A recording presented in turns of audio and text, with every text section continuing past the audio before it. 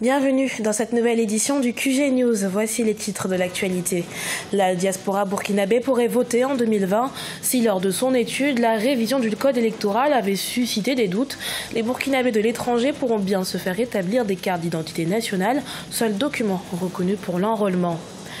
Le gouvernement togolais lance un audit des comptes publics de la période 2018-2020, une démarche qui devrait permettre à l'État de s'assurer de la cohérence dans la gestion des fonds publics, mais aussi faciliter la traçabilité des fonds utilisés.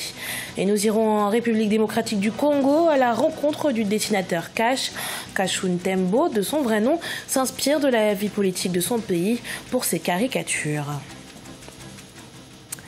Mais avant de développer ses titres, après avoir été assigné à résidence, l'ancien président des Comores, Ahmed Abdallah Sambi, vient d'être placé en détention préventive. Une sanction que le président du parti d'opposition, Joua, effectuera à son domicile, privé de tout moyen de communication vers l'extérieur. Pour rappel, l'ancien chef de l'État comorien est accusé de détournement de deniers publics lorsqu'il était encore au pouvoir, dans le cadre de l'affaire dite de la citoyenneté économique. Déclarée conforme à la Constitution, la révision du code électoral a durant des semaines nourri polémiques et autres spéculations au Burkina Faso. Au cœur des crispations, le droit de vote des Burkinabés de l'étranger. Si jusqu'à présent la diaspora burkinabé ne pouvait participer aux élections, les cartes pourraient bien être rebattues. Reportage de notre correspondant Olivier Conan. Vers le droit de vote pour la diaspora burkinabé. Le Burkina Faso a adopté un nouveau code électoral le 31 juillet 2018. Jusque-là, les Burkinabés de l'étranger n'avaient pas le droit de vote. Les responsables de C'est le moment, du nom d'un mouvement créé par des leaders de la diaspora au Ghana, en Côte d'Ivoire et aux États-Unis, ont entrepris de sensibiliser leurs compatriotes sur le nouveau code électoral qui prend en compte leurs droits de citoyens à part entière. Depuis les indépendances, donc depuis que le Burkina Faso existe, nous n'avons jamais eu l'occasion de participer au choix de notre président. Et maintenant, c'est chose faite. C'est vrai qu'on avait même des doutes. Il a fallu que ce code électoral soit voté et que nous voyons effectivement que ça a été consacré dans ce code électoral-là avant de croire réellement que nous allons participer aux élections. Ça, c'est une grande victoire démocratique pour nous. Les Burkinabés de la diaspora sont également satisfaits de l'aménagement des documents de vote. Ils pourront voter avec la carte nationale d'identité burkinabé et le passeport en remplacement de la carte consulaire. On a obtenu le droit de vote et puis ceux qui n'ont pas la carte nationale d'identité burkinabé, les gars vont se déplacer au Burkina pour venir établir ici. Et puis, bon, pour le lieu de vote, ils vont multiplier ça aussi. Bon, c'est une bonne chose pour nous. On nous a dit qu'on va aller aux élections. C'est notre objectif. C'est ce qu'on visait fort longtemps. Pour l'affaire des papiers qu'on sort là, nous, ça ne nous regarde pas. On va aller aux élections en 2020. C'est accordé, on doit fêter pour ça. La diaspora burkinabé dans le monde est évaluée à plus de 10 millions de personnes. Selon le mouvement C'est le moment, en Côte d'Ivoire, la communauté burkinabé est forte de 4 millions de personnes. Au Togo, la CENI a rendu public son chronogramme, un programme portant sur les activités de la commission électorale en vue des législatives du 20 décembre prochain, comme recommandé par la feuille de route de la CEDEAO. Contestée par l'opposition, l'instance effectuera dès le début du mois d'octobre des opérations de recensement qui seront suivies par la publication de listes électorales définitives le 1er décembre après correction, ce qui permettra à la campagne électorale de démarrer le 4 décembre 2018. Et toujours au Togo, lancement d'un audit des comptes publics initié par le gouvernement togolais. L'étude des comptes publics concerne les établissements, fonds et organismes publics subventionnés sur la période 2018-2020. C'est pour les autorités. L'audit a pour vocation de clarifier les comptes publics. Il n'est pas vu d'un bon œil par tous. Les précisions d'Angelo Megno.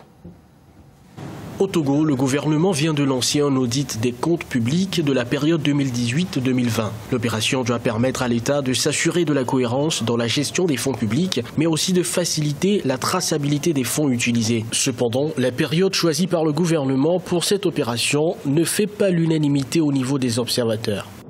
D'abord, c'est limité à une période 2018 et 2020. On pourrait se poser la question pourquoi ça n'a pas commencé depuis les premières mandatures du chef de l'État, c'est-à-dire à partir de 2005 et peut-être même avant, jusqu'à aujourd'hui. La raison est très simple, parce que vous pouvez être ministre des Finances et vous engagez des fonds publics de l'État togolais. Vous faites des délais de grâce, c'est-à-dire vous ne payez pas pendant une certaine période, 5 ans, 10 ans, et ensuite les paiements commencent alors que vous n'êtes plus ministre. Et donc vous voyez que cela peut avoir des impacts sur le compte public.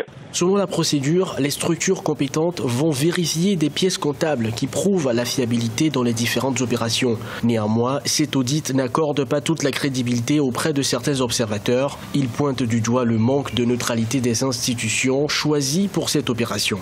Est-ce que ça va permettre d'abord la traçabilité des fonds publics? La réponse est non. Pourquoi? Parce que vous ne pouvez pas demander à celui-là même qui a demandé de faire des activités et pour lesquelles il y a eu des résultats plutôt mitigés, sinon carrément négatifs pour les populations, de faire l'audit. Plusieurs fois annoncé sans suite, l'audit lancé par le gouvernement togolais concerne particulièrement les établissements publics, des fonds et organismes publics subventionnés sur la période 2018-2020. En Côte d'Ivoire, le secteur de la pêche rencontre des difficultés économiques.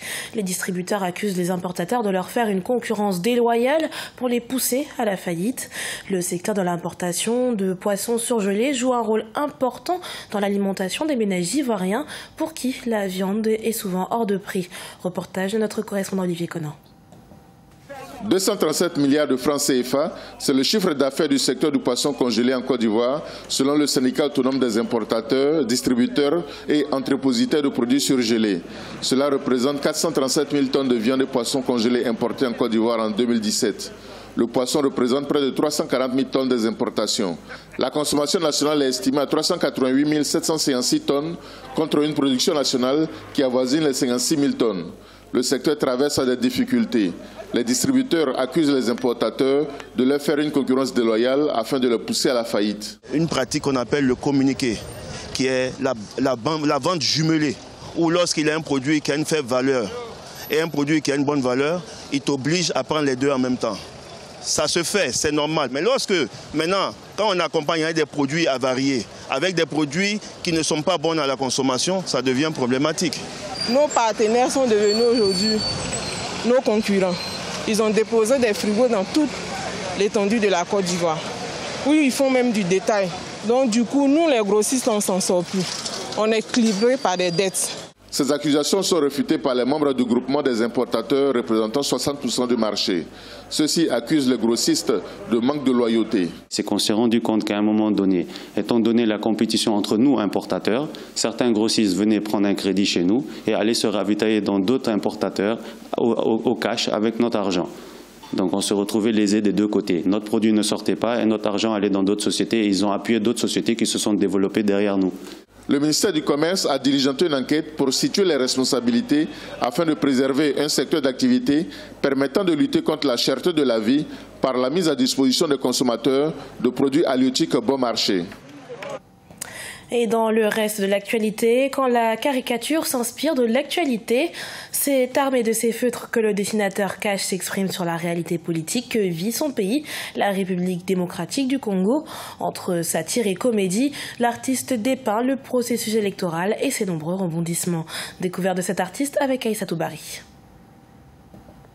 C'est dans son studio ici à Kinshasa que Kachum Tembo fait exprimer tout son talent et sa passion pour les dessins.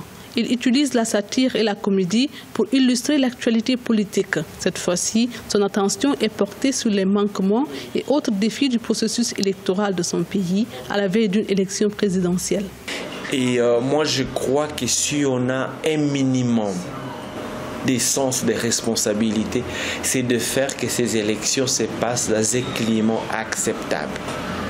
Puisque si ces élections ne sont pas bien organisées, elles peuvent être les déclencheurs de l'explosion générale. Et ça, il ne faut pas les souhaiter. 23 candidats ont déposé leur dossier pour le scrutin présidentiel. Face au nouveau dauphin du président sortant, Joseph Kabila, 22 candidats de l'opposition se sont enregistrés auprès de la commission électorale. Une chose est sûre, ce choix met fin à des années de spéculation. L'opposition semble avoir une meilleure carte à jouer lors de ce rendez-vous électoral. S'ils ne choisissent pas un candidat unique, maintenant, la majorité va toujours garder et nous aurons toujours la même politique, le même gouvernement et rien ne va changer. Parce que nous voulons l'alternance, nous voulons les changements, nous voulons qu'une autre personne vienne avec des autres initiatives pour faire avancer le pays. Selon plusieurs observateurs, l'opposition que compte Félix Tshisekedi, Jean-Pierre Bemba et l'ex-président de l'Assemblée devrait envisager à terme une candidature unique pour avoir une chance de remporter cette élection présidentielle à un tour. Ce journal a été préparé par l'ensemble de la rédaction. Merci pour votre fidélité. Dans un instant, une nouvelle édition de l'actualité sur Africa 24.